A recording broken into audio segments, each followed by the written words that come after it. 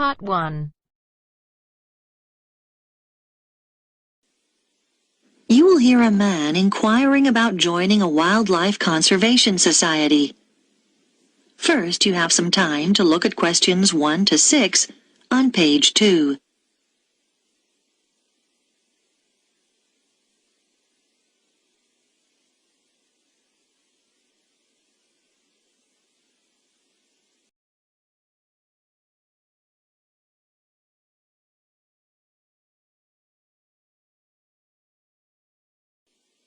Now we shall begin.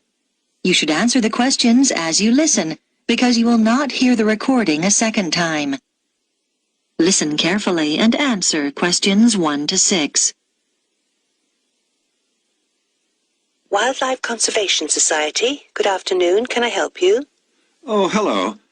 Yes, I'd like to join, please. Oh, yes, certainly. I'll just get some details from you. Could I have your name? Michael Jones. Right. And can I ask where you heard about us?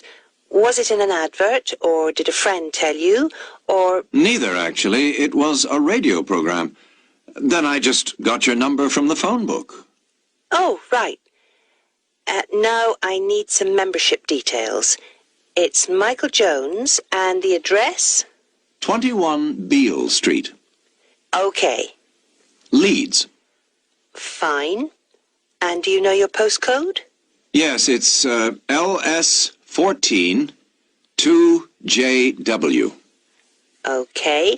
And do you have a daytime telephone number we can contact you on? Yes, you can call me at work. The number's 011-73-586-42. And I can give you my office email address if you like. That'd probably be useful. Yes, please. It's mj@hennings.co.uk. Is that HENNINGS? That's right. Thank you. Now, I just need to ask you some questions about exactly what you want. First of all, how long do you want the membership for? We do 2-, 3-, and 5-year memberships, and we also do one for life. I think I'll just get the minimum length this time round. Fine. And then the type of membership. We do single, joint, or family, which covers up to 4 children. Well, we haven't got any children, but I think I'll get the joint one because my wife will probably want to do the activities with me. Yes. Fine. Let me see. That'll be £49 altogether then, please.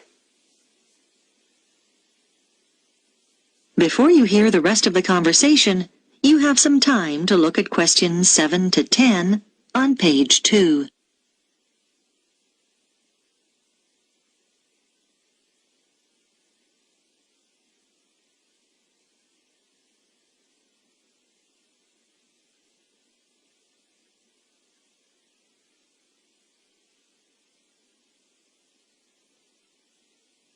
Now listen and answer questions 7 to 10. How would you like to pay? By direct debit? No problem. I just need your bank details. Can you give me the name first? It's the Union Bank. And now I've got your name, but I need your account number. 01059612. Okay. When would you like to start payment? Next month, on the 1st of October, or... Can you make it the 15th instead? No problem. The membership will begin then, too. Is that all right? That's fine. I'll just give you a reference number in case there's any problem. Have you got a pen? Yes. It's JYZ37. And we'll be sending you an information pack within a few days. Is there anything else? Oh, yes. Could you send me an additional one? I've got a friend who's very interested. Certainly, no problem. I'll make a note of that. There's also a video we can send you if you like. There's no charge. Yes, please. That'll be great. That is the end of part 1. You now have half a minute to check your answers.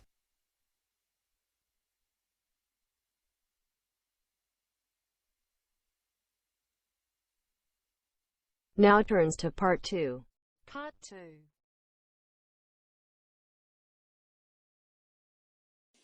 You will hear a woman talking on a radio program about a festival that is about to take place. First, you have some time to look at questions 11 to 18 on page 3.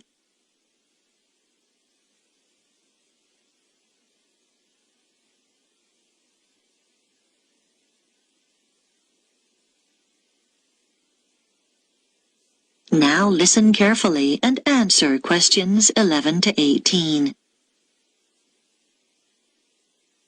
I have in the studio with me Mary Smith from Yorktown Tourism, who is here to tell us about some of the events happening in our state capital over the next 3 weeks at the Spring Festival.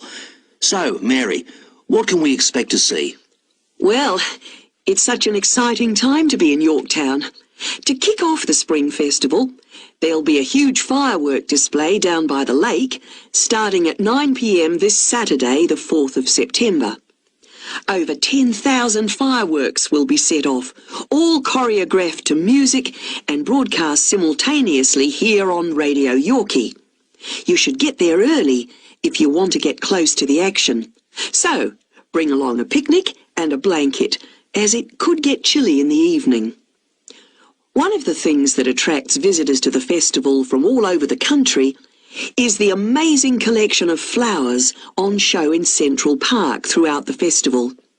Special buses will run from the town centre to the show at 20-minute intervals for those of you who prefer to take public transport. If you're interested in seeing the latest in cars, from the fastest to the most expensive, then head over to the motor show at the exhibition centre from the 10th to the 15th of September. It'll be open daily from 9 a.m. until 10 p.m. So you can even pop there after work. Do you like photography? Then go along to Grow Your Imagination, an exhibition of photographs of famous gardens, which will be held at the Art Gallery from the 11th to the 19th of September. Come and be inspired by some of the world's most beautiful gardens. I've had a sneak preview of some of the photographs, and they are magnificent. If music is more your scene, then you should come and hear the Australian Philharmonic Orchestra performing Swing in Spring at the Concert Hall on Friday the 17th and Saturday the 18th of September. It's a celebration of dance music from the 1940s and 50s. There'll be 3 performances. Both evenings start at 7 p.m. and a matinee performance at 2:30 on the Saturday. So, get your dancing shoes on and head there. It's guaranteed to get your feet tapping. Before you hear the rest of the program, you have some time to look at questions 19 and 20 on page 4.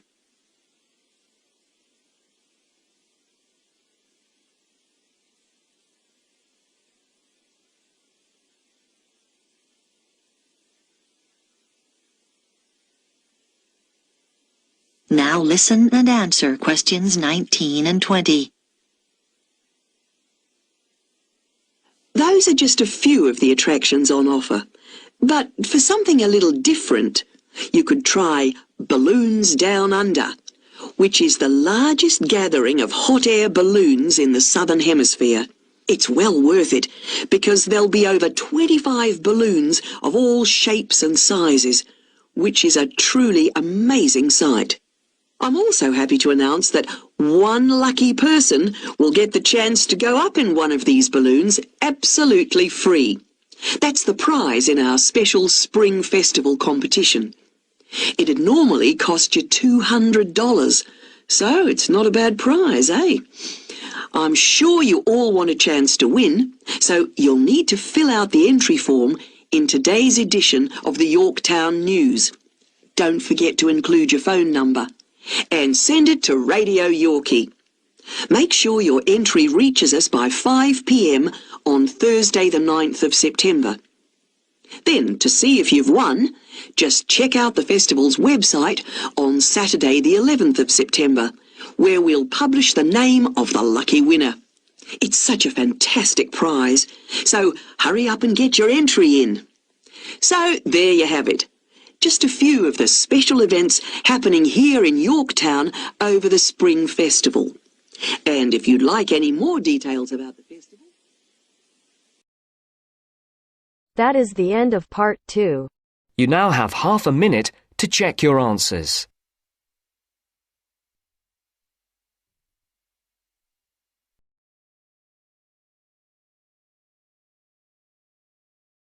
Now turns to part 3. Part 3.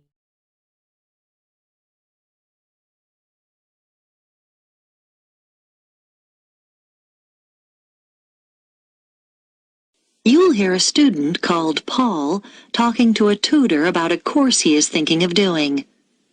First, you have some time to look at questions 21 to 25 on page 5.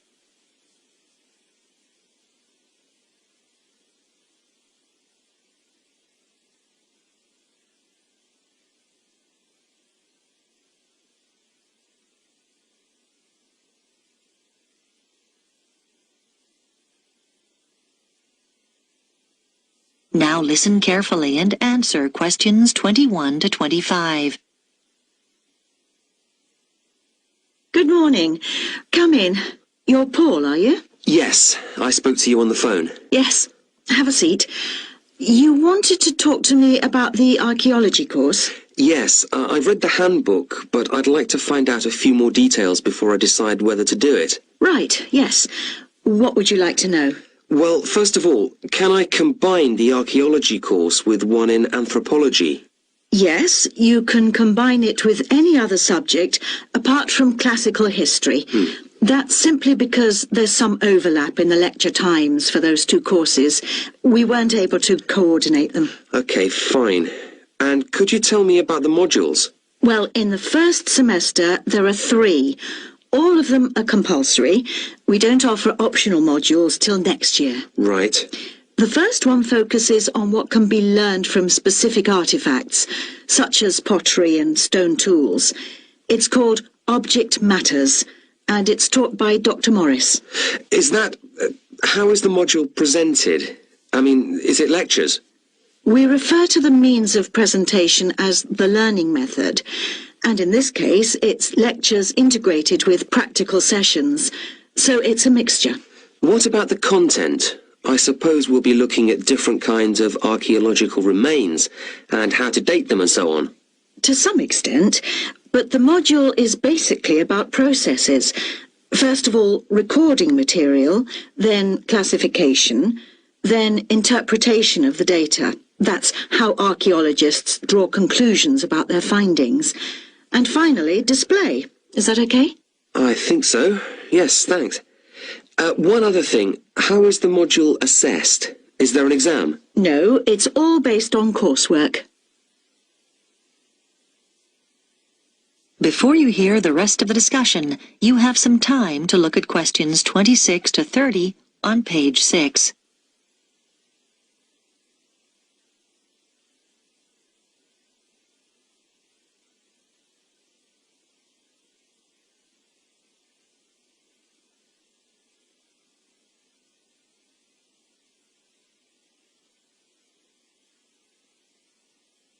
Now listen and answer questions 26 to 30.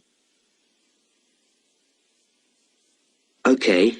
And the second module, that's the one called Towns and Cities, is taught by our department head, Professor Elliott.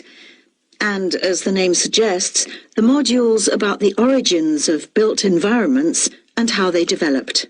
That's mainly factual then, I suppose? It is really.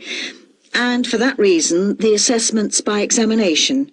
But you may be pleased to know it's an oral rather than a written exam, and... It sounds a bit scary. Most of our students find they actually enjoy it, so don't worry too much. Okay. And then the title of the third module is Method and Science. And in that, Dr. Thompson will be introducing you to the standard techniques used in archaeological fieldwork and analysis. Things like excavating and dating.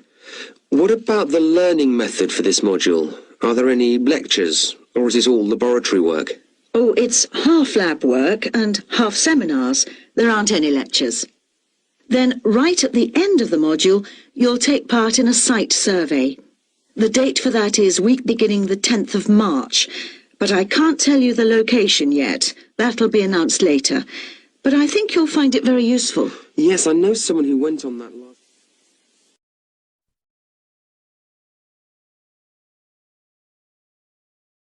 That is the end of part 3. You now have half a minute to check your answers.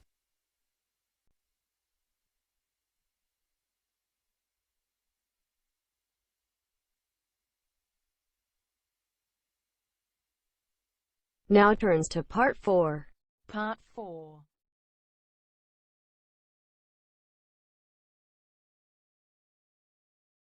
You will hear a talk about the effects of our digital world on young people. First, you have some time to look at questions 31 to 40 on pages 7 and 8.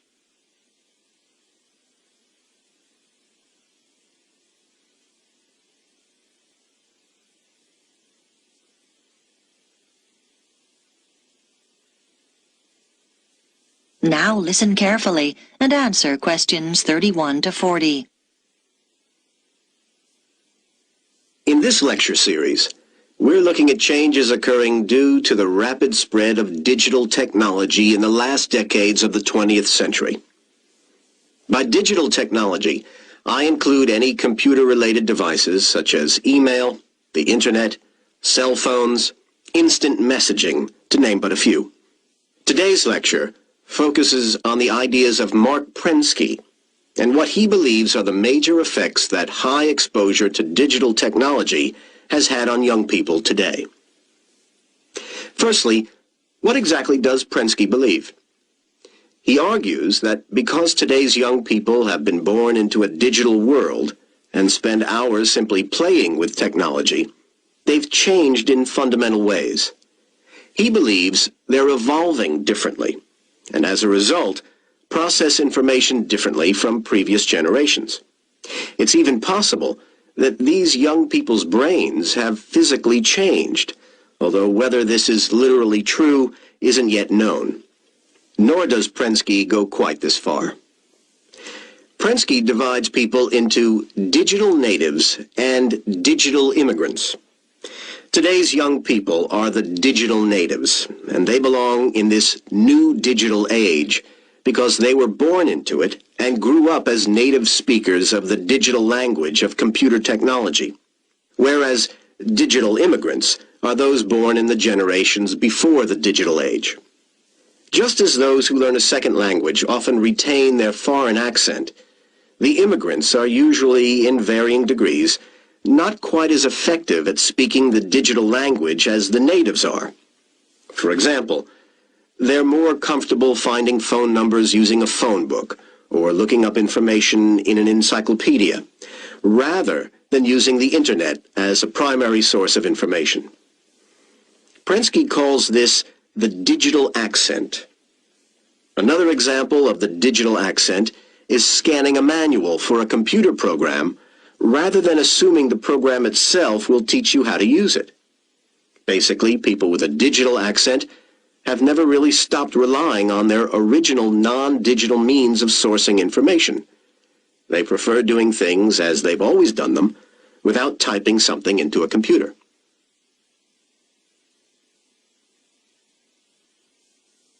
Prensky predicts that due to all this, changes are in store, mainly in the area of education. But what do other educators and theorists such as Thomas Allen, Samuel James, and Peter Vander believe? Samuel James, from Sydney University, agrees with Prensky's predictions. He believes that educators are no longer successful in the way they teach. However, not surprisingly, Prensky has been criticized by more traditional theorists, like Peter Vander and Thomas Allen. They disagree with many of Prensky's assertions. Vander argues that a typical classroom is more varied than Prensky believes, with students coming from a range of backgrounds. He maintains that a large percentage of these students are not necessarily proficient with technology, and not all students today fit the one stereotype. And Alan adds that even though most students today have easy access to technology, some just don't find the digital medium appealing. James disagrees, though. He believes that all today's students do share the same basic interest in and knowledge of digital technology. However, James believes our younger students can communicate with their digital immigrant teachers and can still learn using methods which have proven to be successful in the past. James's theories are taken a step further by Alan, who recognizes that both digital immigrants and natives have to deal with vast amounts of information in today's electronic society. Alan maintains that while most young students are proficient in playing computer games and using the web in quite basic ways, they're not used to using the computer at advanced levels. For example, to conduct complex information searches, which are so necessary for university study today. Irrespective of Alan's research, James believes it's possible for computer games to play a major role in making classroom learning more stimulating, and he cites many instances where this would be possible today. However, Vander asserts that rather than focusing on developing games, we should think of better ways to assist teachers, because no computer program comes close to doing what a human teacher does every day. That is the end of part 4. You now have half a minute to check your answers.